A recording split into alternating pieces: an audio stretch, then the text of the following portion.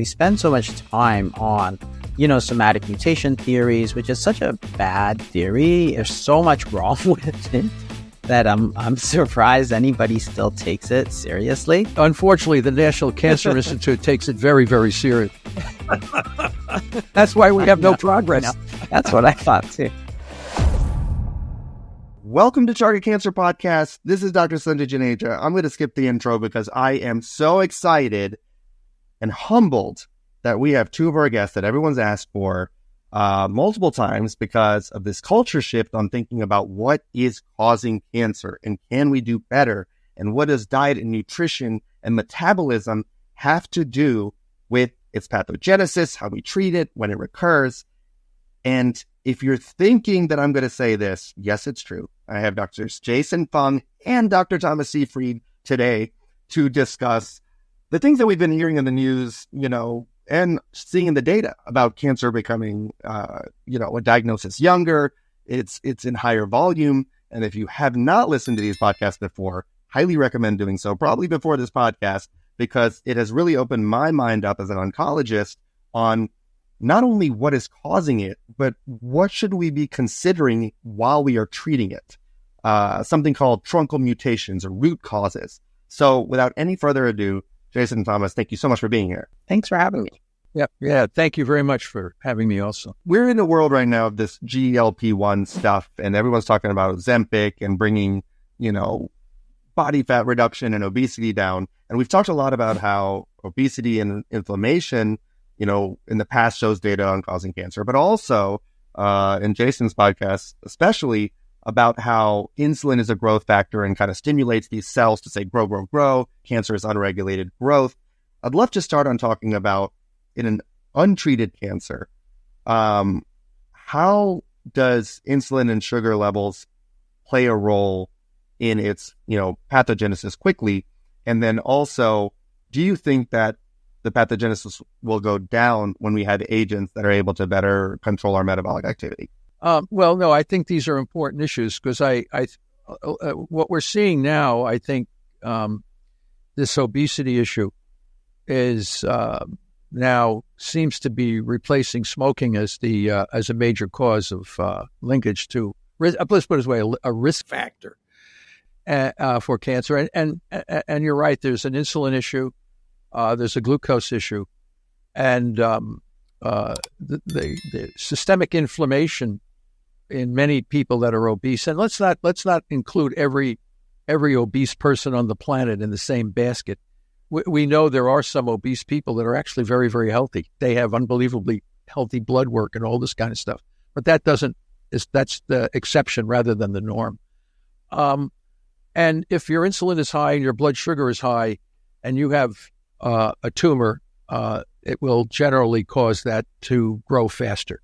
And I think that's pretty much obvious to those of us who understand this issue, but apparently not obvious to a majority, or I don't want to say majority, but to many oncologists who have never heard that glucose has anything to do with cancer, and often encourage their patients to drink Infamil or sweet things to maintain weight, which is just the opposite advice that you would want to give someone.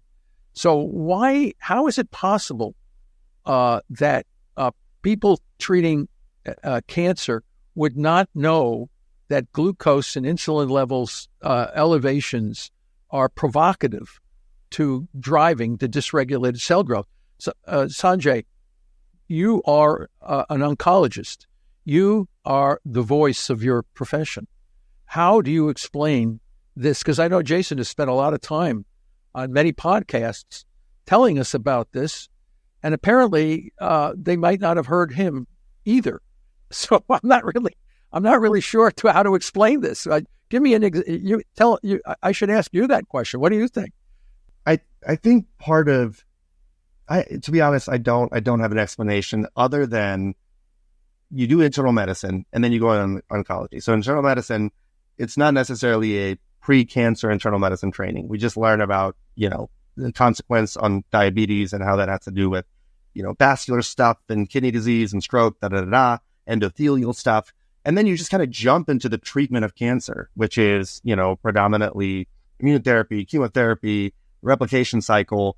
And then now this whole excitement about targeted mutations or targeted therapies that both of you have kind of taken, you spoiled the joy of for me, because, at first I was like, great, we have all these targets. And if it's showing blueberries, we can attack blueberries rather than trying to hack away the whole limb because that causes toxicity. And you're like, no, Sanjay, both of you, hack away the limb or go ahead and go at the trunk of the tree, but do so without necessarily poison. Because what we forget is that trunk of the tree actually requires things to grow, right? It has to be watered, and it has to have some kind of fertilized ground. That's why hydrangeas never do well in my house, because I can't even keep the constituents to make that thing grow, which further downstream are blueberries, strawberries. And I'm saying that as if it's a positive thing. But in these cases, the reason that the cancer is growing, we're chasing this all in targeted therapy world. And oncologists have a lot of pressure to make sure they're up to date with the standard of care of assessing way down on the limb what different things are growing, and making sure that they're adhering and buying the molecular tests so that we can make sure the therapy attacks it. And that's why I think these conversations are so important. It is not in our repertoire or at NCCN to really think about, are these all just downstream problems because the ground in which the trunk and the roots exist are continuing to be watered. And part of it is because we believe, well, all ground has to be watered. So you can't really influence too much the glucose and insulin, which is obviously wrong. Yeah, I mean, the thing is that you get all these sort of exciting things about, oh, there's this mutation and we're going to target this and this. So I think what happens is that you get the idea that cancer is caused by these genetic mutations, and it's a genetic disease and it's just bad luck. And that feeds in, but it's actually completely untrue, because when you step back and you say, okay, well, what causes cancer? And they've done studies on this. What is the biggest population attributable risk to cancer? And smoking's up there around 30%. But what everybody forgets is that way, way up there, as Tommy, you're saying, diet and obesity is also about 30%. And it completely dwarfs everything like, radon and, chemicals and chemical carcinogens and stuff, right? It's a huge, huge risk factor. And that's all environmental, not genetic, right? So you have to look at the environment. And then you look at what you talked about earlier, which is that, hey, we're getting young people getting tons of cancer. And if it was a genetic disease, you'd say, the genetic makeup of the population has not changed in the last 10 years, other than through immigration, right? But that's not what we're talking about. So what is it that has changed? And of course, diets have changed, obesity has changed, and the entire thing. So I think what has happened is, because of the advances in the genetic technologies and the treatment, you get this idea that it's 90% genes and 10%, but it's not. It's like, 80% environmental. A lot has to do with your diet and weight. And we know this because the World Health Organization has like 13 different cancers that are obesity associated. One of them, for example, is colorectal. And now you see this shift. Younger people are getting colorectal cancers, and bad ones too. Well, why? Well, not so hard to understand. If obesity is a related factor, then there's more obesity. So therefore, you're getting more.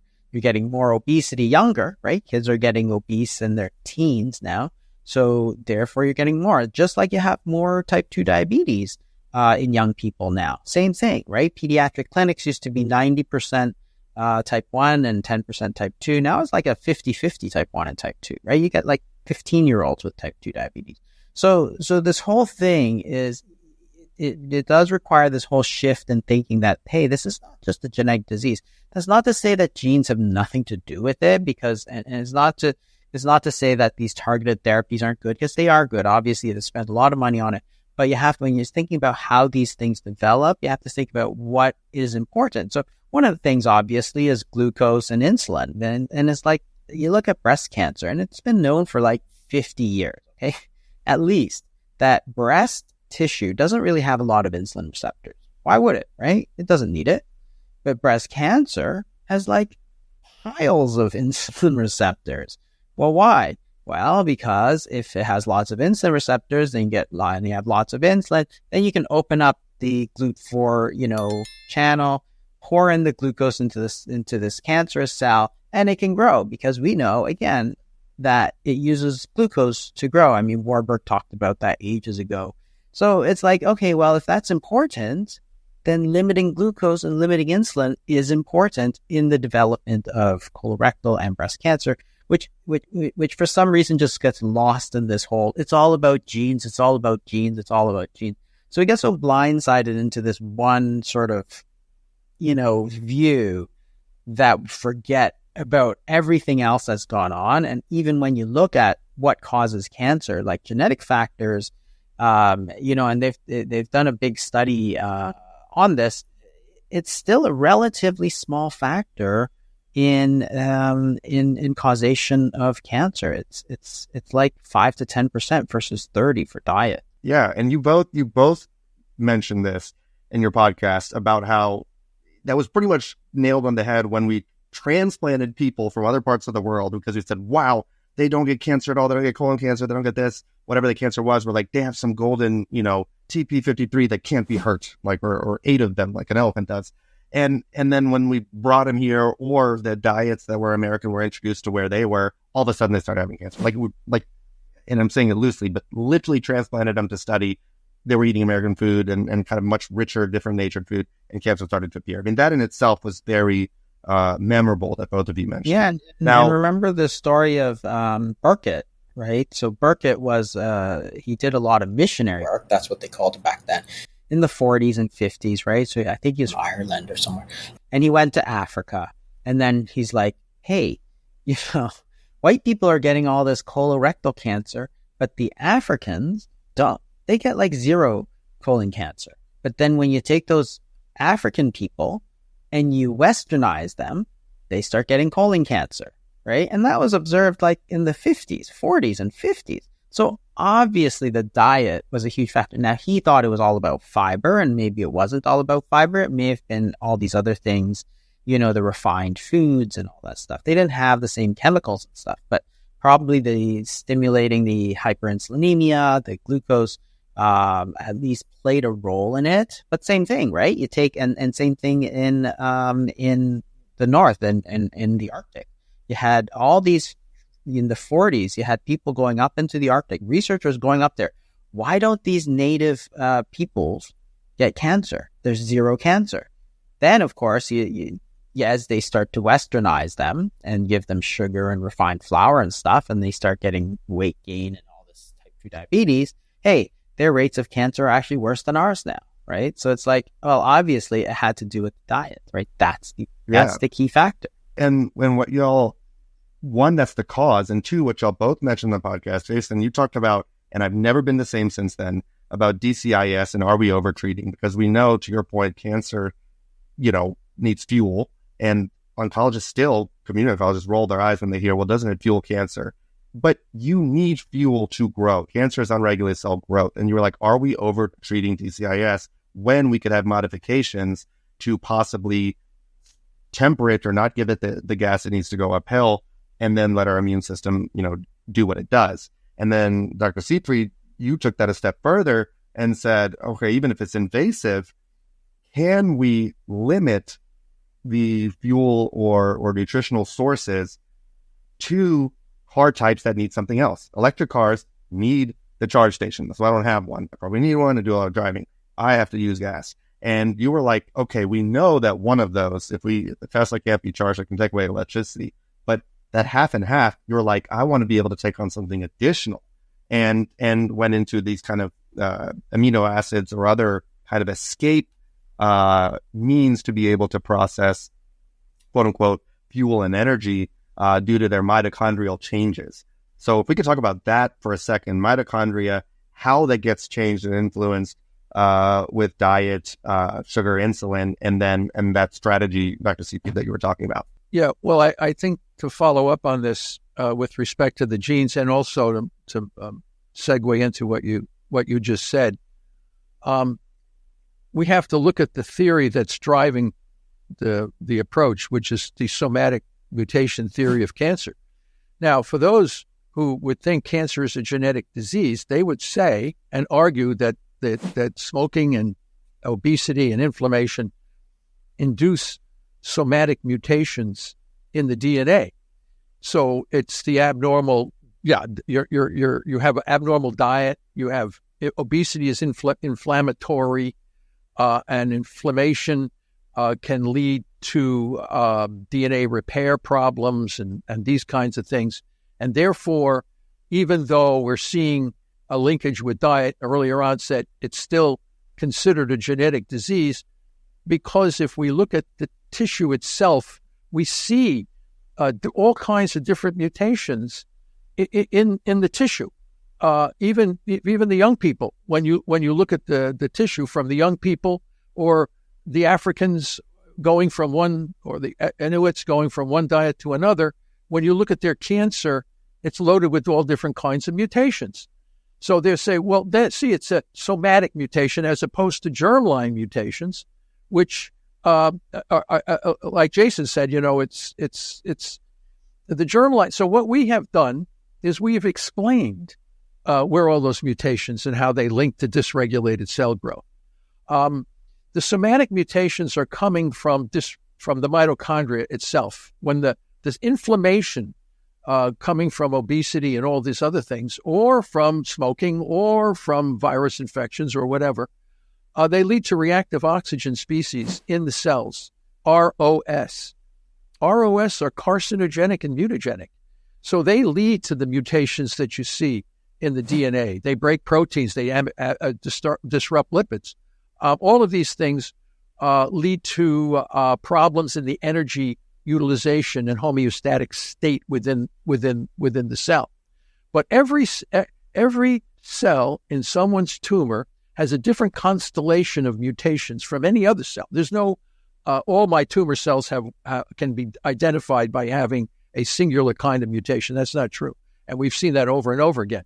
But what every cell in that tumor does share is a dependency on a fermentation metabolism, which is, in one part, the glucose is fermented to lactic acid, and this is what we see in all major cancers, an accumulation of lactic acid.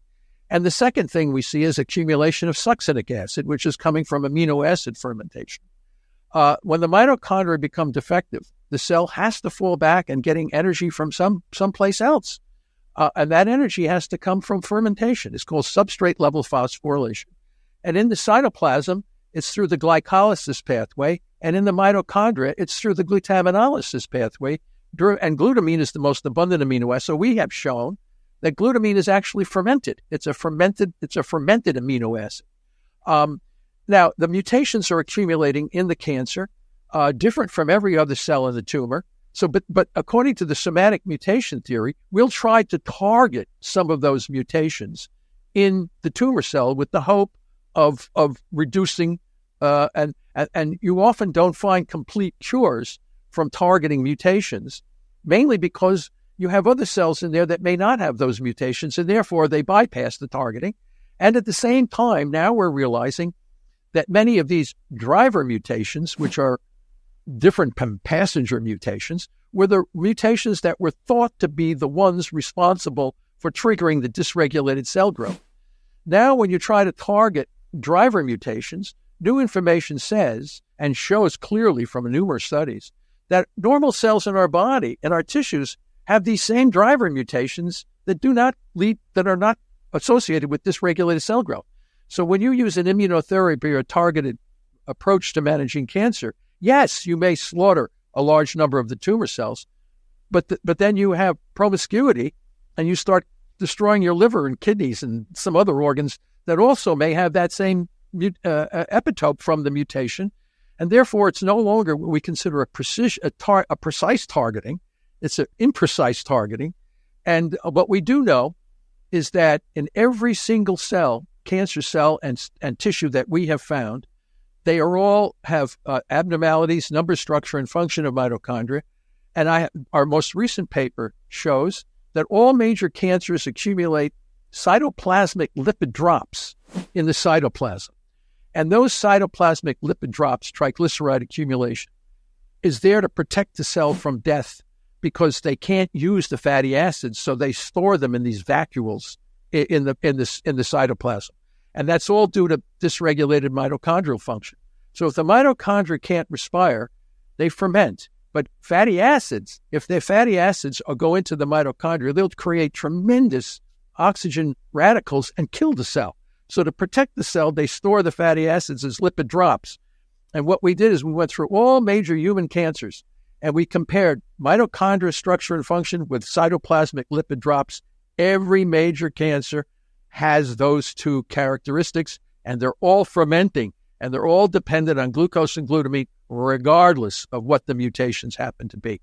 All germline mutations, P53, Li-Fraumeni, BRCA1, all of these, every one of those genes damages number and structure and function of mitochondria, leading to a fermentation metabolism. So whether it's in the germline and the mutations, the somatic mutations are secondary downstream effects, and germline mutations cause disruption of mitochondrial function, leading to dysregulated cell growth as the result of the product of the inherited gene. None of them are 100% penetrant, meaning they can only be secondary risk factors. We have never found an inherited mutation in the genome that is associated with 100%. The highest is Li-Fraumeni, which is about 80%. But 20% of the people that have it never develop the cancer. So they're all considered secondary risk factors, just as it would be a viral infection, smoking, obesity, any of these. They're all secondary risk factors. The primary risk factor for the origin of cancer is a chronic disruption of oxidative phosphorylation coupled with a compensatory fermentation driven by amino acid and glucose fermentation processes. Exactly. And I appreciate you explaining that so granularly, Tom. Jason, when we talk about insulin and obviously it being a growth factor, is there a relationship on hyperinsulinemia? I'm asking this, for a non-medical person, and mitochondrial health, and what are some strategies to either do or avoid when it comes to thinking about, and should we be thinking about preservation of mitochondrial health when it comes to metabolic dysregulation and hyperinsulinemia? And then even now I'm thinking, increased acidity with dialysis patients and their impaired ability to be able to, take care of that regulation that could potentially cause a metabolic injury to the mitochondria. Should we be seeing increased cancer levels in people that have impaired renal function? It's not the acidity so much, but for sure, to get back to the enzyme, I think they work at slightly different levels because insulin is the sort of a hormonal level, whereas mitochondria is a cellular level. So they're not directly interactive. But I always think it's funny because it points to the importance of looking at the sort of bioenergetics of cancer, which is very striking because we spend so much time on somatic mutation theories, which is such a bad theory. Honestly, it's there's so much wrong with it that I'm surprised anybody still takes it seriously. Jason, unfortunately, the National Cancer Institute takes it very, very seriously. That's why we have no progress. No, that's what I thought too. It's unbelievable. I agree with you 100%. I can't understand how rational minds can believe that. And yet, when you go to the National Cancer Institute website, it says cancer is genetic, 100 different genetic diseases. Unbelievable. Don't those guys ever read the literature? Well, this is what I learned. So what I learned in the 90s in medical school was this two-hit hypothesis. That's what they're talking about back then, right? So you have, it's not a genetic disease like polycystic kidney disease or sickle cell. You don't have one hit. You actually get one hit, then a second hit, and that's fine. That was the theory that I was taught, and probably a lot of people grew up on. But it's so completely wrong because there are, you look at the average, cancer, and they did this. I think Bert Vogelstein did a study, and he took cancers and said, how many mutations are there, right? And it wasn't one, it wasn't two, it wasn't three, it wasn't four. The average breast cancer, I think, had like 50. And, some of the brain cancers that you see in young people, they're like 200 mutations, right? So it's like, okay, that's ridiculous, right? 50 different genetic changes, and you still think this is a viable theory? Like, how are you going to do that? Give them 50 different agents to attack all these different mutations? You can't do it. On the other hand, you look at bioenergetics, and every single cancer cell, not every, but almost all, share the same difficulty described ages ago by Warburg, right? That, hey, there's a real difference here in the way they generate energy, fermentation versus respiration. And why is that? And everybody says, well, with the somatic mutation theory, it's just a quirky problem that happens. It's just a mistake. It's like, what? So every single cancer in history makes the same mistake, and you think it's just a coinky-dink, right? It's like, what are you talking about? Clearly, this is at the heart of the cancer, is the bioenergetics.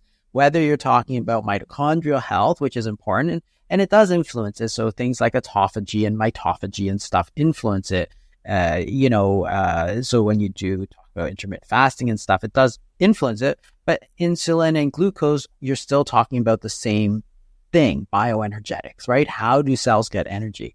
And I also think that it's always funny to me that they say, okay, so these cells produce lactic acid. These cancer cells produce lactic acid. And it's like, okay, and if that's just another big coinky-dink and it has no relevance. It's like, I don't think so. If every single cancer cell is producing lactic acid, it must be because lactic acid is good for the cancer cell, right? So basically, I think the cancer cell produces it. I think there's, they say, okay, it's not generating as much energy because oxidative phosphorylation generates way more ATP per glucose, right? Than fermentation. But that's only a problem if you don't have enough glucose. If you have a lot of glucose, it doesn't matter how many ATP you're generating per glucose because you have a ton of glucose sitting out there. So again, thinking about it that way, you say, well, okay, then why doesn't the cancer, if the cancer can choose either one, then it must be producing lactic acid for a reason. And I think it's a very good reason. The lactic acid protects the cancer cells. It breaks down, the cell membrane, so it allows it to expand.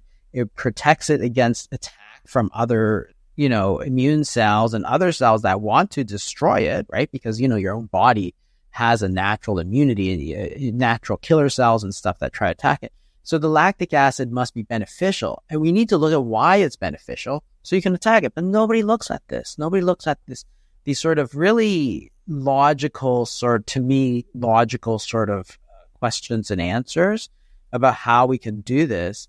They're all stuck in this. It's all about the genes. It's like, so you basically, you can't explain any of what's happened to these different populations, right? When you move a Japanese person from Japan to America, right? Their risk of certain cancers goes up tenfold, and, other cancers, gastric cancer, went down tenfold. Well, you can explain the gastric cancer, right? That was H. pylori probably, right? So it's like, okay, well, you're talking about environmental factors. What's the increase in risk of, say, breast cancer, right? And so the whole idea of genetics and somatic mutation theory, it's just like the somatic mutation. Like, there's so much wrong with it. Even in the New York Times, there was an article a few years ago talking about how they took esophageal cells from sort of they took normal people, non-cancerous people, took these cells and just looked at them and compared it to cancer patients, like cancers. And they had all the same genetic mutations. It's the same. It wasn't any different. So if normal people are getting mutations but not getting cancer, then what's the difference, right? And that's where I think mitochondrial health is probably the underlying cellular sort of mechanism, and on a hormonal level, which is a little bit higher because you're talking about hormones, not individual cells. Then I think you're talking about, hey, what's the energetics? What's the glucose? What's the insulin? And also things like glutamine can be important, and triglycerides as well. So, I mean, I'm sitting here thinking, I'm like, there would be a study on, a high volume presentation, like just sprinkling a little sodium bicarb, PO, once a day, GID. I'm sure you're thinking like, no, Sanjay, your kidneys are going to fix that. That's not going to do anything. But the point is, these are things that you want to think about and consider. And I think one good example that I believe you, Tom, had mentioned, maybe it was you, Jason, forgive me for not remembering, but there's just so much wealth of information about cardiac tissue. Like, that is a nice way that I've been explaining since talking to you about how it's like, oh, this is a primary heart tumor, right? That in itself clues you in that the heart is the one tissue in your body that cannot have fatigue. So you could lift all day in the gym. You could do a 10 pound, a 50 pound. You could do more with the 10. But eventually, lactic acid builds up and you're just not able to continue. However, the heart is the only thing, and we don't talk about that enough, that doesn't, have that same phenomenon and is able to sustain for the entirety of your decades of life, God willing. And also, ironically, just doesn't seem to be that common of an organ to have a primary, cancer type on those myocytes. Yeah, that's true. And neurons in the brain eat them.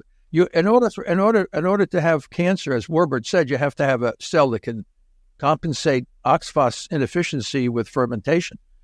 And cardiac myocytes and neurons can't do that for very long. They can do it over a short period of time if you were to have a heart attack or one of these kinds of things. But when you have a heart attack, you generally die from massive brain damage failure, even if you can get the person's heart back, because the neurons are dead. They can sustain a massive upregulation of fermentation, a jolt for a short period of time, and you see massive amounts of lactic acid being produced. But it can't sustain that. One thing that's very interesting is when people do have heart attacks, the two things that you see massively accumulate in the blood are lactic acid and succinic acid. This is well known. And the succinic acid accumulates from glutamine fermentation in the mitochondria. It's called mitochondrial substrate level phosphorylation. The cancer cells are locked into this fermentation. They can't get out of it because their mitochondria are inefficient. When you accumulate the lactic acid in the you call the acidification. That's the result of mitochondrial inefficiency. So lactic acid, succinic acid accumulation in the microenvironment is the direct result of chronic mitochondrial insufficiency. That acidification is due to the fermentation of glucose and glutamine together. It also makes your immunotherapies, radiation therapy, and a lot of other therapies ineffective. They can't break through this acidification. So the question is, how do you reduce the acidification? You have to take away the glucose and the glutamine. We have not yet been able to find any cancer cell that can survive in the absence of glucose and glutamine. They can't grow on fatty acids. They can't grow on ketone bodies. We can't find anything that will, in other words, if you take glucose and glutamine and grow them on fatty acids, ketone bodies, anything you want, they die. And how do we know that? You know what we did? We took cancer cells from a range of human and mouse cancers, and we grew them in saline, just salt water, just salt solution, nothing.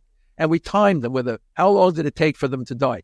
Mouse cells die quick because they have a high basal metabolic rate.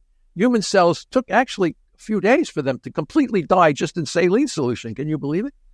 Then we add stuff back one after another. What perks them up? What allows them to grow and survive again? And we did all 20 amino acids. We looked at a bunch of carbohydrates and stuff. And we found that it was glucose and glutamine were the only two major fuels that allowed those tumor cells to perk back up. If you throw a little glutamine, they get a little bit of burst. You put glucose and glutamine together, and it's unbelievable. And you have a few vitamins in there and a few other things. So clearly, we have interrogated the cancer cells to know precisely what they need to grow in a dysregulated way. And it's the two products driving the fermentation metabolism in these cells, making this not a complicated disease at all. And as Jason said, all the major cancers have the same problem. It's not like brain is different from bladder, different from breast. They all can't live without glucose and glutamine. So why are we focusing on thousands of different gene mutations when we're downstream effects and they have almost nothing to do with the dysregulated cell growth? Now, why doesn't somebody tell the NCI this? How is it possible that those guys sitting at the National Cancer Institute have no clue? They sit there doling out hundreds of millions of dollars in grant support for things and we got 1,700 people a day dying from cancer in the United States. That's 70 an hour, about 70 an hour. And everybody's chasing gene mutations that have almost nothing irrelevant to the nature of the problem. I think, Sanjay, tell me, what is wrong? What is wrong? I think with it'd be this like telling picture? on growing. I'm just kidding. I'm not going to put that in the original gene treatments were so good. The Gleevec and the Herceptin and stuff. They were really good, right? So then everybody thought this is the answer. I remember this because I was going through medical school at the time. It was like, oh, this is great. We're just going to find, okay, this gene and treat it with this drug, which was like, okay, you have CMML, we're going to treat you with Gleevec because that's the gene mutation. It was so logical, right? And I think everybody got seduced by that they forget that after those couple of drugs, the first couple of drugs, there's been like 0 drugs in the last, 20 years now that have made that kind of a difference, right? Everything else, these all targeted gene mutation, they're not transformative, right? If you think about the way Gleevec transformed the treatment of CMML, it was like night and day. The thing turned on a dime, right? From a bad disease to like nothing at all, practically, right? It was a pill, you just took it. And that, so that's why it was so seductive, that the story was so seductive, the treatment was so seductive that everybody keeps looking. But if you haven't found it in 20 years, and you know how much money has gone into cancer research, well, it probably ain't there. Those were like the way outliers of the genetic paradigm. And they're just not true for most cancers. But the initial promise was so alluring that people are still going down this pathway, despite the fact that there's just way better, this whole evolutionary thought that it's an evolutionary disease. I mean, it changes everything, right? It changes how you think about the disease. It changes how you should approach the disease. Bioenergetics, like thinking about bioenergetics, because it's so core to all cancers, it just changes. Then you can start asking the questions, how can you affect it, right? Because we don't have great treatments, right? People say, can you starve cancers by just changing your diet? That's pretty broad, right? Because if you think about cancer cachexia, the cancer really takes what it wants from your body, right? Because when you lose weight, what you see in the normal non-cancerous is that you see that as you lose weight, your metabolic rate goes down because you have less and less energy stored, right? You don't see that in cancer cachexia. It's a totally different disease. The cancer just takes whatever it wants. It will completely catabolize your muscles. It'll burn out everything you have. That's why these people get so skinny. It's a different disease. It's not just weight loss. That's why people who say, oh, well, you should eat sugar and stuff so you gain weight. It's like, okay, this cancer is taking all your amino acids, breaking down your muscles, and you're gaining fat cells. Right? That's not a good strategy. And you're actually not even getting that much of it. So that whole idea of, oh, you should eat more or have some candy because you're losing weight, it doesn't actually pass any kind of logical thing. Like, that's third grade thinking, right? Like, we're supposed to be doctors, right? It's like you're operating at a level that's way too low, right? Because cancer cachexia is not just weight loss. It has nothing to do with normal weight loss. It's these cancers that are sucking all your energy out no matter what you do. So when you see, people losing weight and they're 80 pounds, their metabolic rate has not gone down at all. Their metabolic rate should have gone from 2,000 calories a day to like 1,200 a day, because that's what happens in every other person who tries to lose weight. That's the whole problem with losing weight, right? Is that when you reduce your calorie intake, your metabolic rate goes down because the body is trying to match it. That doesn't happen in cancer. Totally different disease. So again, pointing to the fact that bioenergetics, like how this cancer generates energy, which is, gets back to the power, the energy supply, which is mitochondria and stuff, is sort of core to the entire problem, right? And obviously we don't have all the answers, but at least it's a much more promising pathway than going on about genetics. And same as Tom, I'm always stunned when I go to any of these websites and it's a genetic disease. It's like the first sentence they say. It's like, goodness. I know, it's bad. And I know you have hard stops. And Tom, I'm going to let you finish that thought. I'm sorry. I want to ask on that point from both of you and your thought, Tom, please. Sorry. Speaking on that, if somebody had a malignancy, stage 2, stage 3, or is just like a strong family history and really worried, what are some more granular things to optimize, obviously, like the insulin levels, mitochondrial injury downstream, in the way of antioxidants and berries, like even conceptually, what are the things, why does working out help? What are the things we can do to protect the much more rooted cause of what seems to be the elicitor of all these mutations and neoplasms. Well, let me just follow up on Jason's cachexia issue, which is really a core issue in cancer. And he's right. The cancer will take your muscles. The muscles begin to lose their composition. And what happens, the amino acids will go back into the bloodstream and go to the liver. And the liver will use it to make, through gluconeogenesis, you can actually make sugar from the dissolved amino acids from the muscles. And the glutamine itself is just a pure gold fuel for the tumor. And our work has shown that all metastatic cancers are of macrophage origin. A macrophage is part of our immune cell. They are the only cells that can actually move in and out. One of the few, they're part of the immune cells, move in and out of tissues. So you have two different kinds of cancer cells. You have the stem cells that grow like crazy, and then you have the metastatic cells. And they're all of macrophage. Every major human cancer that we have studied has macrophage characteristics. And they are the cells that are already programmed to enter and exit the bloodstream, this intravasation, extravasation. They're immunosuppression. And they'll lead to the cachexic phenotype and getting their energy from dissolving muscles. And Jason, it's very interesting when you're in cachexia, your insulin is high. When you go under calorie restriction, therapeutic fasting, your insulin and glucose go down. In cachexia, it's just a blown out opposite thing. You're right. So we have to look at this as a bioenergetic problem linked intrinsically to the mitochondria. And when you say, well, how do we manage?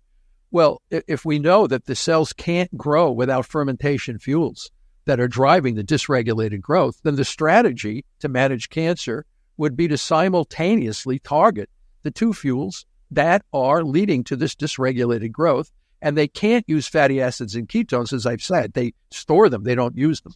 So when we look at calorie-restricted ketogenic diets or ketogenic metabolic therapy, we lower the blood sugar. And there's another very important thing.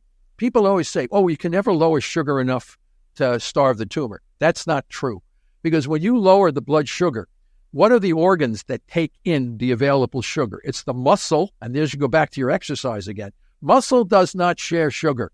Muscle builds glycogen because if the beast is evolutionarily, if the bear is chasing you, you must run away. That comes from the energy. If your muscle shares glucose with other organs and the bears, you have no energy to run. So the muscle takes glucose out of the blood, stores it as glycogen for the muscle use. The brain is the biggest consumer of glucose in our body. So what little glucose is left when you lower blood sugar, the brain's going to get it. Who's going to get it last? The tumor cell gets the last. So you have to realize you're marginalizing their ability to survive. And then when you hit them with the glutamine targeting on the other end, which has to be done very strategically and carefully, you completely destroy the capability of this tumor to grow. You reduce the angiogenesis, you reduce the inflammation, and gradually your body, power to heal, will eventually go after and dissolve those tumor cells themselves and use that fuel for the energy for the rest of the body. It's unbelievable. It's called autolytic cannibalism, where the body will actually turn on the tumor and use the fuels for itself. Everything is related to bioenergetics. If you know why, and then we take poor patients and we treat them with all these terrible toxic poisons, reducing our own ability of the body to do what I just said. You compromise the body's ability to heal itself by the very treatments you're using to manage the disease. Makes absolutely no sense. Now, I'm not throwing out immunotherapies because they're based on the somatic mutation theory. They're based on an incorrect theory. But they could be a powerful tool if used correctly. If you can use a metabolic approach to shrink the tumor down to a few cells that are still alive, they must share something in common because they've survived together as a group. They may now be appropriately destroyed by a targeted immunotherapy, but not at the beginning, because at the beginning, you have all this hodgepodge, like Jay said, there's just a total hodgepodge of stuff. You may get some people to respond well, but you could also create hyperprogressive disease, not knowing the tool that you're using, making a bad situation much worse. So I think we just have to know how to use all the tools that we have in the appropriate way with our understanding that this is fundamentally a metabolic disorder, a bioenergetic disorder, that we have to use the entire body's resources together with our understanding of what the foundational principle of what's going on inside the neoplastic cell itself. Once we understand this, the solution to the cancer problem will be obvious to everybody, and you're going to see drops in death rates like you can't imagine. But as long as the National Cancer Institute thinks it's a genetic disease, they ain't going to get any progress. It's just that simple. And the other thing that was, if you go back and look at the NCI history, you find in 1984, they invited the pharmaceutical industry to help the scientists of the National Cancer Institute find cures to cancer. That was putting the fox in the henhouse. How's that working out for us so far, right? We have more cancer today. Let me tell you something else, that smoking thing. In the early days of the anti-smoking campaign, get a load. They in 1991, they had this no more smoke, because secondhand smoke was bothering people. So we stopped smoking. Now, what they say is all the advances we've made since 1991, this giant 33% drop, was because we stopped smoking. The issue is that had we not smoked, we would have 33% more cancer deaths today than we actually have. So it's all smoke and mirrors if you want to know what's going on.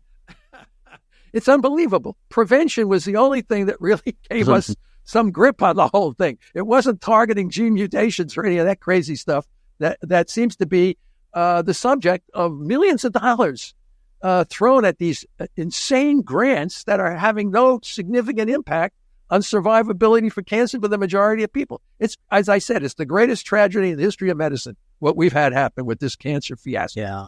I mean, I agree. I have to leave in a minute, but I completely agree with you. I think that, using, understanding about glucose and amino acids and then trying to do sort of more fat-based therapies, to me, it's the only way, but to me, it's a very sort of, ham-handed sort of way to approach things. And I think that if we had more research, then we could develop much more sort of targeted ways. Like I know Tom, you had talked about hyperbaric oxygen and stuff, and I think there's still something in there, but it just hasn't been fleshed out, and nobody's thinking about these things. That it's such a promising pathway, that needs the research, because we're dealing with very primitive tools when we're just trying to sort of do this diet thing compared to, we're targeting this gene. We have so much money poured into the genes that we are so specific treatments of genes, and yet we know nothing and we can't do anything about the bioenergetics, which sort of does it. So yeah, I mean, such a lost opportunity. So. Well, that's predominantly because of the theory that's driving the industry. The somatic mutation theory is the theory driving research and development in the academic and pharmaceutical industries. And therefore, if cancer is not a genetic disease, it's a mitochondrial metabolic disorder, you're never going to achieve optimum outcome for the majority of patients. The theory is wrong, just as the geocentric theory of the solar system was not correct. Until you put the sun in the center of the solar system, all the planet movements made sense. As soon as you put the mitochondria in the center of the cancer problem, you're going to see major drops in death rates. I'm going to have to jump. Sure. Sorry about that. It's great talking to you both. I appreciate it, Jason. When you mentioned the point about the acidity around the tumor or the lactic acid and how radiation isn't as effective, I'm really almost frustrated because I've never heard the next step. We hear about radio-resistant or radio-refractory tumors, and they become very challenging, especially when they're in a bad or stubborn place.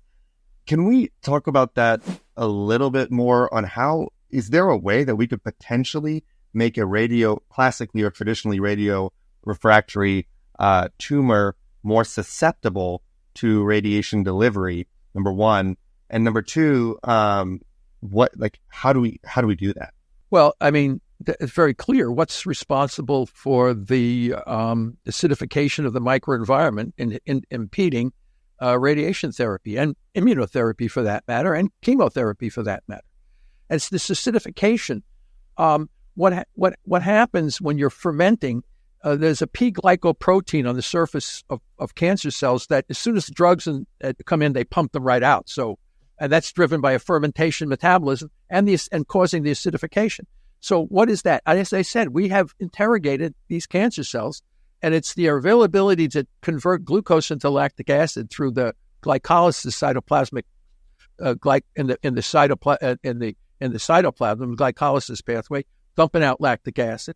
and also glutamine dumping out succinic acid. So those are acids where the protons come out along with the lactate, the succinate.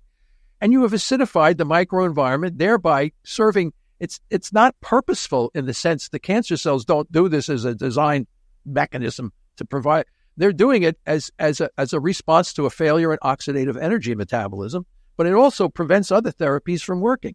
So if you were able to significantly reduce glucose and elevate ketone bodies, you then make these tumors extremely vulnerable to radiation therapy. You make them far more vulnerable to immunotherapies, and you can use half the dosage of chemotherapies and still have them have tremendous therapeutic benefit. So again, you have to remove that protection, that shield of acidification. Where is it coming from? It's coming from the fermentation of two fuels, glucose and glutamine. Simultaneous targeting of glucose and glutamine while under nutritional ketosis will allow radiation and all these other therapies to work infinitely better. Case, period. It's no question about that because everybody knows the acidification is blocking it. How do you get rid of the acidification? Where's it coming from? It's coming from the fermentation of two fuels only. Now, Sanjay, listen to this. No one anywhere is doing what I just said. They want to test drugs in clinical trials, double-blind crossover, one drug. This guy gets it, then we're going to do. That cannot be done. That kind of a trial must be booted out. Those trials have been monumental failures for a long period of time. Obviously, we had 1,700 people a day dying from cancer in the country. I mean, this is a tragedy. Why? Because we're testing drugs in the wrong way. It's a diet-drug combination that you're looking for to make the tumors vulnerable. The ultimate goal in all of this is how do we keep cancer patients alive longer with a higher quality of life? And it's metabolic therapy, man. That's what's going to do it. And you got to target these fuels. And then you're going to find all these things that didn't work all of a sudden are going to work dramatically well under a different kind of it. So we're not throwing anybody out of the boat. We're just telling them to reposition where you're sitting. You might not have been as important as you thought, but we still need what you're going to do. So so this is the thing. You're going to find dramatic results. I have no doubt about it. But what I'm talking seems to be too many issues to stand in the way, especially the theory. When the theory is incorrect, the outcome will never be optimal. And that's what we're experiencing right now. This podcast and what I hope to achieve even in the next 6 months, not for myself, but meaning like on transition of where I can put my bandwidth, that will hopefully really catalyze this. Because I know you have made it your mission. The man that is Thomas Seyfried you have spent now decades on trying to debunk this thing, and I cannot express my deep admiration for you for that. Well, we need guys like you. You're going to be the guy. You're the guy in the trenches that's actually going to implement the paradigm change, because we have, when we go to oncologists and they never heard that glucose has any role in cancer and diet has no relevance, and that we're going to use all these expensive drugs. We have to re-educate the oncology community to know that the disorder that they thought was a genetic disease is actually a mitochondrial metabolic disease. Well, Tom, I worry it's deeper than that. I worry that it's ultimately economic and capitalistic issue, which I know you said, but I really deeply think. Well, then we have to give every cancer patient that comes into the clinic has to be given a little brochure to say we thank them for their disease because it's a very powerful driver of the medical economy. I know. And nobody's going to say that. Nobody's going to tell cancer patients we're going to thank them because their disease is supporting a massively profitable industry. I think it should be patient outcome first and profitability second, not the reverse. But how do we do that? We have to have entrepreneurs who come into the picture and figure out how we can generate comparable profits from something that actually works and helps the patient. I don't think people are opposed to paying a large amount of money for something that actually works, but it's paying a lot of money that causes financial toxicity and death. This is a program that's not going to work. Eventually, people are going to wise up and say we can't do this anymore. It's actually a threat to national security, for crying out loud. I honestly think, and I've never said this in my life before, I honestly think, in a weird way, if you have this beautiful big torch of passion and science and understanding, you have lit one for me that I now feel is like my primary mission. I've never felt in my core like, what is the primary mission? I just like do what the universe tells me. I feel like I want to help everything that you've done to really go full force on this very important issue.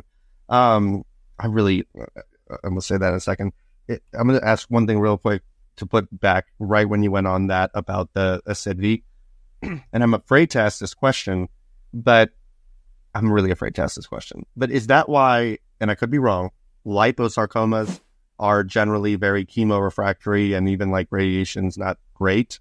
And is pancreatic cancer, which we know is classically a stubborn tumor, is that also an environmental? We know they hijack the immune system and hijack, extracellular matrix stuff. But do you think there's a role on the acidity of the microenvironment for these way more stubborn tumors that's reducing our hold on? Yeah, well, certainly for pancreatic cancer and glioblastoma and some of the lung cancer, well, they're all like, driven with a macrophage component fused hybridization and these kinds of things, making them exceptionally dependent on both glucose and glutamine. The liposarcomas, on the other hand, they're not nearly as aggressive as some of these other more what we call malignant kinds of things. And I've always been interested in liposarcomas. They can come from certain kinds of mitochondrial abnormalities. I put that section in my book. When you have certain kinds of impacts on mitochondrial function, you get some kinds of these liposarcomas, and they can be a bitch to manage. They just hang on. It's just hack them away. Maybe surgery might be the only, but it's like the cockroach of oncology. They have an interesting, slightly different kind of metabolism from some of the more invasive malignant kinds. But that's kind of the interest of cell biology. And, I become less concerned about a liposarcoma than I become concerned by a pancreatic or a glioblastoma. These kinds of tumors, these are the ones that, and the ones that are lung cancer and breast cancer, the ones that are killing most of us is colon cancers and bladder and this kind of thing. But I mean, I did address the liposarcoma a little bit in my Cancer is a Mitochondrial Metabolic Disease paper, but I didn't do a deep dive on it.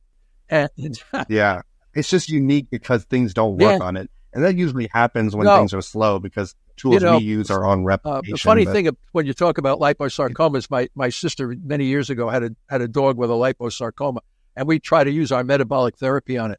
The dog was given calorie restricted food. Usually it works on a lot of different kinds of malignant cancer. And what happened was that you had a liposarcoma on this dog that was attached, and we put him on metabolic therapy. And then we found out it was a dog attached to a liposarcoma. Oh my God! It worked on the dog, but it didn't work on the liposarcoma. But that was an interesting N of one. But you're right. I think we need to figure that out a little bit more. I'm not claiming that we have a solution. It's just so unique. Yeah, compared to others. If we study a little bit more, we'll figure it out real quick. It's funny you said that about dogs, because I had a gentleman from Harvard yesterday, Dr. Seung-Won Lim, and they found a workaround around their AI-enabled, tumor sensitivity workup stuff they do on live cells. And they started with dogs, one, because it kind of bypassed all of this, difficulty on, that's whole nother podcast on even proving something that's utility because of all the red tape. But at least to blood cancers, dogs apparently have a much faster response to treatments, like to chemotherapy anyway. I don't know if there was a metabolic reason for that or if they just proliferate more or what, but apparently it's far more prompt and brisk than what we have to wait for with a couple of cycles in humans for things like Hodgkin's and other things. Yeah. Well, dogs, I published that paper on the mast cell tumor on the dog's face, published in I think it was Frontiers in Nutrition or something. And that was the only thing we actually cured. We keep people alive very long, but who knows if they're cured or not. But the dog had complete resolution of the mast cell tumor using a metabolic therapy. And I have all the details in the paper itself. It's unbelievable. The dog died from old age from heart disease. So the cancer never came. That's the only way you know you're cured. If you live really old and you die from something other than the cancer, then you can say, oh, I was cured. Somebody say, I cured my cancer and I died from it. But that's okay. If you're 98 years old, drop dead of a heart attack when you had bladder cancer when you're 40, obviously metabolic therapy tour kept you alive for that long to die from something else. I mean, we're all terminal in one way or another. We just don't want to make it too premature. We don't want it to be premature. But you're right. And I like that. That's what you say. You're like, look, I'm not claiming to cure cancers, but what I can tell you is we can have them in a deep, durable control. Just keep them, quote unquote, in check for a long time. Like that's the whole point. Our guy from England, Pablo Kelly, he's had three debulking for his glioblastoma, IDH1, and he's just celebrating 10 years of survival now. He's married, 2 kids. He never had that. But his cancer is there. He's not cured. He just has it, and it grows slow, and he gets it debulked periodically. What do you have to have? A cure? You want to just live longer and have a somewhat of a normal life? I mean, be thankful, man. If you did standard of care, you would have been dead 9 years ago. Right. And I mean, I'm laughing, and I'm the person that's doing this. I'm the one that's. It's like gallows humor, for Christ's sake. It's. Yes, nailed it. Gosh, I really, if I can say I have a bromance love for someone, it is 100% you. Lastly, if you have the time, so sparing what I believe is also understated, gut microbiome health and its intimate relationship with the dexterity of the immune system, because I do believe having these narrow diets of just mac and cheese and chicken nuggets without the kind of heterogeneous stuff when it comes to different fruits and fibers, not the fiber itself, but fibrous things that have introduced kind of a dexterity to your immune system. Short of that, on a cellular metabolic level, when it comes to optimizing the health of our, mitochondria and cellular injury, I hope anyone can appreciate one in your discussions, the role and why we've been saying antioxidants for a long time, right? You do support, like that supports what you're saying. Oh, we know it helps radical ROS injury, etc. Teas, like working out, what is that? It helps cardiovascular, processes. What are the things that make theoretical sense on someone that is trying to avoid a recurrence or prevent cancer to optimize this mitochondrial metabolic health that you were talking about? Well, that's, the late Richard Veach from NIH. I had many discussions with him and George Cahill from the Joslin Diabetes Center. And when we look at what prevents reactive or oxidative stress, when you say antioxidant capabilities, well, water-only fasting and these kinds of things, when the body switches from glucose to ketone bodies, they're powerfully antioxidant. They actually improve the delta G prime of ATP hydrolysis within the mitochondria itself, which means for every breath of oxygen, for every mole of oxygen you take in, you actually get more efficient energy with minimal reactive oxygen species. So don't forget, we as a species evolved to always been in a semi-state of nutritional ketosis, where cancer was unheard of. Well, I'm not going to say we knew what was going on in the Paleolithic period, but we certainly know from modern humans that live according to traditional ways, they're generally in semi-ketosis. That's powerfully antioxidant. So, and you can supplement that with your berries and things like this and certain things like that. So again, it's never one thing. It's a cocktail of things all go together to give you maximum metabolic efficiency, maximum homeostatic efficiency. It's like a hypoxidant state, yes. Almost, if that's a word. So it's not, you can kind of touch it every now and then, like pull out a weed here and there in your house with antioxidants. That's a bolus. But you're talking about just like a ketonic state. Yeah. A ketonic state can double over as a homonym to a hypoxidant state. Yes. And the other thing people are always talking about is their microbiome. They love this too. As soon as just mention microbiome, but let's keep our microbiome as healthy. Yeah. And then when you get cancer, do you ever know what chemo does to your microbiome? God almighty. What are you talking about, your microbiome? And then you take some toxic chemical and you can't get off the pot. And you kill it. When your microbiome is screaming out, please, no more, no mas. Right. No, it's true. And I think that's a factor. It makes no damn sense. You're always talking about, then you give somebody this radiation and chemo and it knocks the crap out, literally knocks the crap out of your microbiome. I mean, when you think of the absurdity of stuff that we do to human beings in the name of trying to help them, it just makes no sense at all. But there's so many different ways you can look at this. And our goal has always been, how do we manage a chronic disease like cancer in a logical way based upon the hard science that we know is there? And all I have done is looked at the science. I'm trained biochemist and geneticist. We go back and you look, and all of a sudden you can see all this thing and how wonderful it works and doesn't hurt people. And then you go out and you look and say, everybody's, what are they doing out in the real world? What are you guys doing to these poor cancer patients? And it's like we exist in two different worlds. It's like the biochemists and the PhDs do something in some other country with a different passport, and somehow it's like you get that and you trickle into another country and they see it off, and then they take what was done in this country when it's the clinical stuff now. And that's the problem, is there is just not a nice interstitching of that world. It's more of a handoff, and I think that's where things are lost. There's nobody in the middle that's actually kind of putting these things together like you are. Yeah, well, that's the whole thing. Our work is directly translational, better than anyone else's that we can find. And the NIH, you got to do translational work. And then they build all these crazy models, genetically engineered cells and genetically engineered hosts, and you get all these things, and it just doesn't make a lot of sense. Everything has to be done with natural. As close to the real world as possible will give you the better outcomes. And translational, and almost none of this stuff is translational when you look at it. And they say, you cure these mice all the time, and you go to the clinic and you never get the. Well, they're not using the right tools. They're not using the right models. They're getting like I said in my book,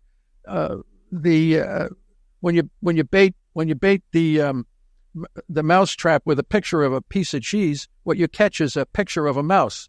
You don't really you don't really see what's really happening. Yeah. And what we're doing is we've just got pictures of cheese everywhere in our preclinical model systems. I mean, the cheese is like the tumor microenvironment. We know that's important, that it seems to be a problem. And you're like, yes, and this is the cellular level and the kind of communication. Of this we know why the microenvironment is screwed up. We just don't do anything about it. And we're making it worse in most cases. So again, you have to have a reevaluation of what's going on. You really need to, I don't know what the hell they're doing down at the National Cancer Institute. They keep backslapping and coming up with all this kind of crazy stuff. And people are dying out there. They're miserable, suffering that I can't even. I get all these emails, dozens, and sometimes I have to walk away. I said, "What are we doing to these poor people? We're not treating them the way we should be treating them." When you say "are" and "we," can you just tell us, anyone that's listening that is driving and can't Google you, what do you mean by us and we and our? Well, I would say it's the establishment. What is the cancer establishment doing? No, I mean for you, when you say what we're doing and what our focus is. What our focus is to manage. Who's our? The people that understand. Maybe one of you. Maybe you'll become one of these guys. I think this podcast did it for me. The guys who actually understand what cancer is and how it should be treated. Yeah. And then not being allowed to do that because of a standard of care written in granite. And standards of care should have never been written in granite. They have to be flexible. As new information comes along, we should be able to modify the standard of care. When we do clinical trials, you have the standard of care with metabolic therapy, and metabolic therapy by itself. Why is the missing control group never allowed to be done? This is the crazy stuff. So anyway, I have no law. I don't know how long it's going to take to break down the walls. But I'll tell you one thing: people want to live. And their motivation to want to live and know that there's an alternative to what we're doing may help change the system, and I'm hoping for that. Dr. Seyfried, I really hope, I would love to shake your hand one day. I hope that's something you have time. But you live in Foxborough? Yeah, I live in Foxborough. Right now I'm at the university at Boston College. Gotcha. I really respect so much what you're doing. Have you met Greg Simon? No, I haven't. I don't think. The first cancer moonshot director. Yeah. If you have time one day, I would love to introduce y'all too. I honestly think y'all would be best friends. It's unbelievable how much you're alike. He was the first cancer moonshot director under Obama and Gore, and y'all are just so unbelievably similar. you appreciate the NCI shadiness, and y'all are just very, globally just kind of mission driven. He's a cancer patient. He's actually not a scientist. He used to be like a rock star, believe it or not, but he's deeply respectable. Yeah, well, I think once the theory changes and you realize that it's a mitochondrial metabolic disease, then everything will begin to change. Until that theory is, and all the textbooks say it's a genetic disease, so you're just perpetuating the lack of knowledge on the part of the industry. As you said, when you went to medical school, you never heard that cancer was anything other than a genetic disease. So clearly, the education in the medical schools have to change as well. So it's a big mission. But anyway, I'm here. I'm not going anywhere. We have a lot of stuff going, and all of our work is supported by philanthropy and private foundations. So not the national. They did it. When you do certain things, they're very, very valuable to support research. There's no question about it. National Institutes of Health has been a great resource for the nation. But right now in the cancer field and the cancer thing, it's just not working.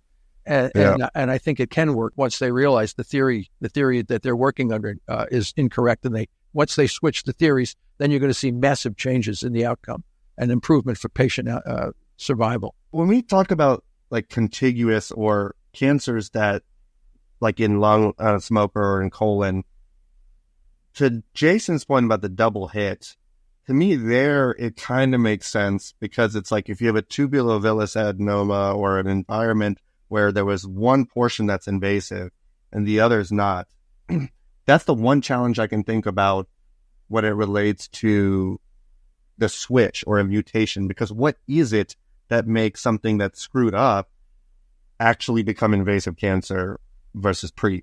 Yeah, that's what we in my book on the origin of metastatic, in my paper, this is another thing that's very interesting. I published a paper in 2013, I believe, on the origin of metastatic cancer, which talks about exactly what you just mentioned, why some cells are not invasive where other cells are invasive. And that comes from the fusion hybridization of our immune cells coming in. Cancer is viewed by the body as an unhealed wound. And it sends out signalings, cytokines and factors that cause the immune system to come in and facilitate wound healing.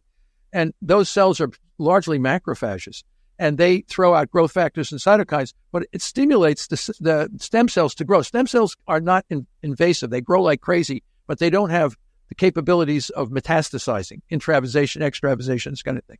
But when the macrophages fuse together with themselves and with one of these stem cells, you now have a cell that's not only dysregulated in cell growth, but also has the genetic apparatus to spread around and invade in a different way. Because when macrophages come out of your bloodstream as monocytes, they come right through the tissue to heal the wound, right? They're intravasation, extravasation. All this is macrophage behavior. This is exactly what metastatic cancer cells.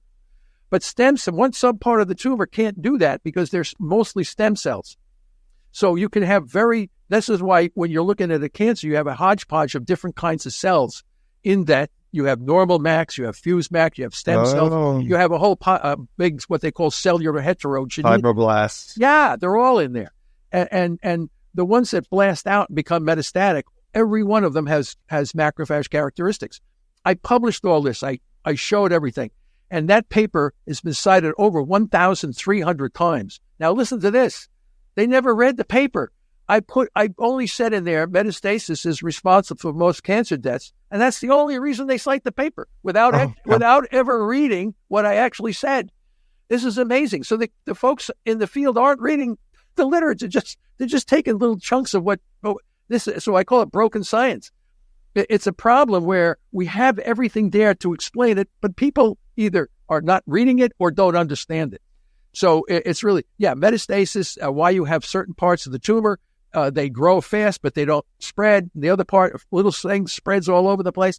This is all due to the cell biology that exists inside that organ. A tumor is kind of an organ, its own blood system. Yeah. So that cell is the cancer cell, or the even precancer cell, is the thing that eventually actually puts out the signaling to make that stem cell around it differentiate. Yeah, well, it's not differentiated. Environment. Yeah, and don't forget, when you interrogate the metabolism of the stem cell and the metastatic cell, they're both fermenting. The problem is the stem cell does not have the genetic apparatus to allow it to penetrate local invasion, intravasation, extra. These are all very sophisticated biological processes. This just doesn't happen by chance. And the field calls it the epithelial mesenchymal transition, which is complete nonsense. But yet that's based on the somatic mutation theory. If you ever sit down and look at what the EMT, MET is, I have it in that paper, it's complete nonsense. And yet everybody is brainwashed into thinking about this. It's metastatic cancer is a macrophage disorder with macrophages fermenting with that, and they're fused hybrids has been shown many, many times. So you know what the metastatic cell is, driven heavily by glucose and glutamine. You know how to kill metastatic cells just because you understand their biology. Yeah, stem cells grow like crazy too. They'll kill you from mass effect by just being a big bringing in more immune cells. It's a situation of escalating biological chaos. All these different cells are doing what they're doing in the wrong context. So biology is now, the cells are screaming at each other in different ways, trying to figure out what's going on. And it's all things that were programmed into cells, but done in a completely wrong context. Yeah, this is the first time ever of 2 years doing this podcast every 2 weeks that I finally made a connection to what Michael Levin, Dr. Michael Levin, I don't know if you know him. Yes, I know him well. Yeah, he's doing what you're doing basically, but not metabolic, but on the electric, bioelectric kind of, concept. This is the first time I've finally been able to make a connection, because when you said the tumor, I guess I knew, but I didn't know until you said it like this, is basically like a wound and is trying to heal the wound and that entire process. One can now conceive Michael Levin's podcast on saying all that's happening is the cancer cell is actually just a regular cell that's doing what it's supposed to do, which all the cells have been doing since we were like protozoans, which is once it believes it's autonomous, it will do anything to survive. That's what evolution has done inside of our bodies. So if you have this basically detachment from the electric or bioelectric harmony that in itself has its own communication outside of exosomes and signaling, with cells around the environment, then it's almost like, can you blame it for doing exactly what we're programmed to do when it now feels, foreign or autonomous? Yeah, I don't like to give the cancer a brain. A brain. That's more teleological, which doesn't fit with our understanding of evolutionary biology. But when you say it's falling back, all the cells that existed on the planet before oxygen came into the atmosphere were fermenters. So the fermentation pathways are the most ancient pathways for energy. There was no oxygen. So when you have no oxygen, how do you get energy? And it's through substrate level phosphorylations, which are ancient pathways. And as I said, when you are fermenting glucose and glutamine, you're using substrate level phosphorylations. These are ancient pathways. And the cancer cells are simply falling back on these. And they exist in all of our cells in tiny little, they don't play a major role, but they're there. But in the cancer, they become dominant because the organelle that was controlling the differentiated state has lost control.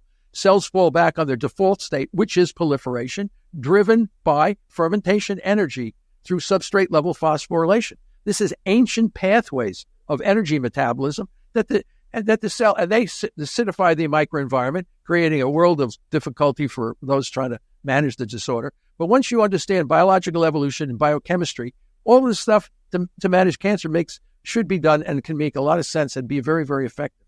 Problem is most people don't know that or can't know. I don't know. It's just, I know it. I understand it. And I'm trying to tell the world that this is not an insurmountable problem. This is a very logical way to manage this disease based on your understanding of evolutionary biology and biochemistry. And Warburg had it right mostly, and we're correcting where he made his mistakes. Oh, he made a couple of mistakes, but we're fixing those mistakes. And we're going to come out with a new showing how Warburg's hypothesis merged now into the mitochondrial metabolic theory of cancer, and it will replace the somatic mutation theory of cancer. And then you're going to see death rates drop and people living longer and being healthier.